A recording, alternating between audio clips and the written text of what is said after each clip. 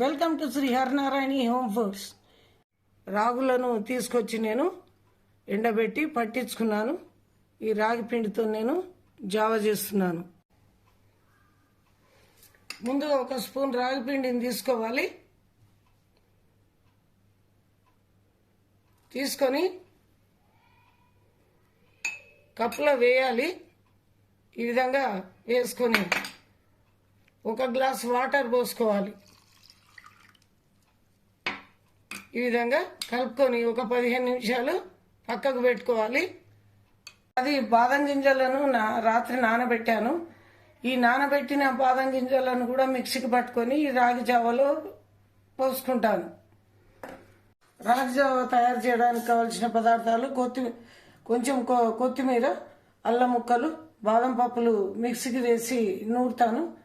జీలకర్ర పొడి కొంచెం తరిగిన పచ్చిమిర్చి. రాగి జావ తయారు చేయడానికి ఒక గ్లాస్ వాటర్ తీసుకున్నాను. వాటర్ మరగబెట్టుకోవాలి.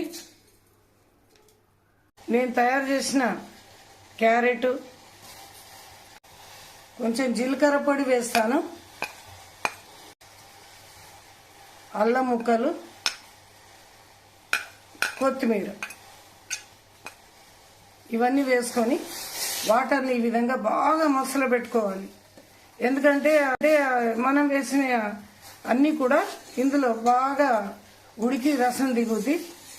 చివరి బాదం పప్పులను గ్రైండ్ చేసుకున్నాను మిక్సీలో. అది కూడా మనం ఈ యొక్క వాటర్లో పోసుకోవాలి. రాగి జావ గురించి మసలపెట్టిన నీళ్ళల్లో వేసిన పదార్థాలన్నీ కూడా చక్కగా ఉడికినవి. నానబెట్టుకున్న రాగి పిండిని ఇందులో పోస్తాను.